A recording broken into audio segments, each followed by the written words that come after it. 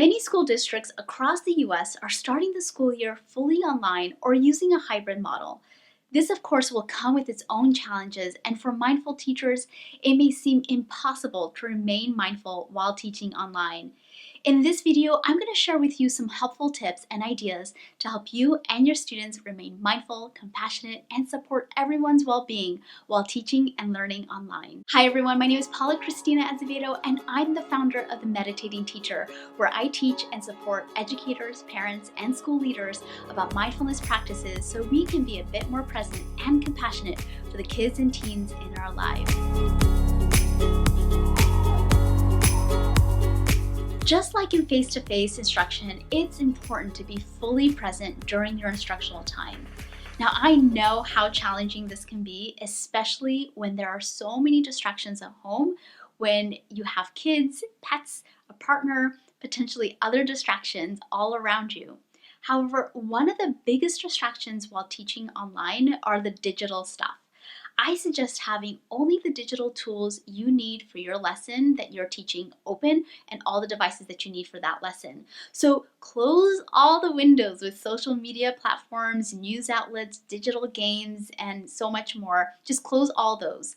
Keep only the digital tools that you need open. Also, just like when you're in your classroom, have your smartphone on silence or off, and maybe even hide it away in another room. The fewer distractions you have, the more present you'll be with your students. By the way, you can include your students in this practice, and as a class, set this as an expectation. Of course, it is easier to manage all these distractions in a physical room, but we can gently remind our students about these expectations of being present for ourselves and each other at the beginning of each lesson. Many of us had to immediately teach online the last few months of the spring semester. Hopefully, you had an opportunity to learn what worked really well for you and what didn't work well. This is the time to revisit those lessons that you learned from last semester. My personal biggest takeaway from last semester is to simplify, meaning I don't need to use 30 different digital tools or have 15 activities in one lesson. Use digital tools and resources that you are already familiar with and improve on those skills. There may be one or two new tools you have to learn, especially if your district or school has included some new platforms or security protocols. And that's fine, but don't voluntarily add more onto your digital plate. Use what you have and just use it well. Be sure to include frequent breaks for yourself and your students. Staring at a screen all day is exhausting and can actually cause fatigue in the eyes. Earlier this year, I had an eye injury and was having issues using screens, which was quite problematic since a lot of my work had to be done using screens. So my doctor explained to me a helpful tip, which is the 20-20-20 rule. Every 20 minutes, look away from your screen, gazing at something 20 feet away from you for at least 20 seconds. You can set a timer to go off every 20 minutes, just like this one, and you can include your students in this exercise and even create mindful moments every 20 minutes, especially if you know that you and your students are going to be staring at a screen for an extended period of time. In addition to breaks from your screen, it's also important to include throughout the day time for you to move your body. This was something I personally struggled with last semester when we went online.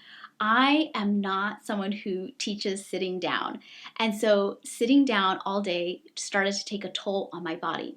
So I'm making sure to include time in my lesson to give myself and my students time to stretch and move.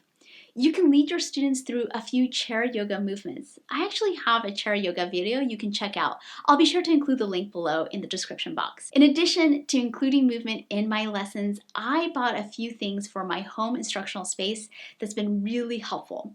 The first is a small adjustable laptop desk that I can easily adjust to my height if I want to stand or sit.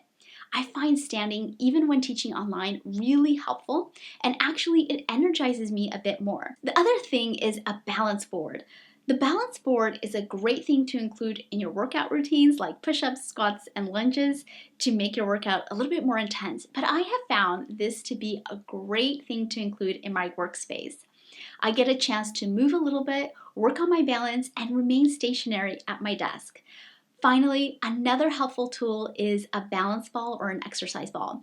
Again, this is something that I typically use in my workouts, but this is a great use if you're going to be sitting all day. It just helps you, again, work on your core and work on your balancing while you're sitting down. Be sure when you purchase the balance ball that you buy the correct size based on your height. My final tip is to continue to check in on your students as you would in a traditional classroom setting.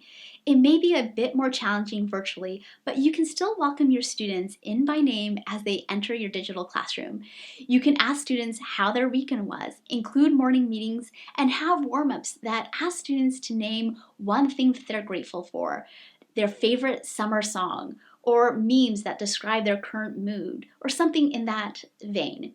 This will help you get to know your students, get a sense of their state of mind, and help you connect with your students even though you're not in a physical classroom. I also suggest setting out time during the week for office hours where you can meet students one-to-one or in a very small group setting to support them academically, but more importantly, to be another trusting adult in your students' lives. Remember, teaching online or in a hybrid way is temporary. There will be some challenges, but you've got this. Also, you're not alone. We are all facing similar challenges, and by supporting each other, we'll be able to continue to do what we do best and love, which is teach and support our students. I'm interested in learning from you ways you're continuing your mindful teaching practices while teaching online or a hybrid model. Leave your comments down below. Also, if you're interested in my work from home routine and tips, be sure to check out my latest blog post at themeditatingteacher.com, and you can see the link down below in the description box. If you need support on how to start or continue your mindfulness practice in your personal and professional life, I'd be happy to coach you along the way. This school year is going to have its unique challenges, but I can guide you through these challenges. If you're interested in learning more about my mindfulness and wellness coaching services, be sure to visit themeditatingteacher.com and book your free introductory coaching session today.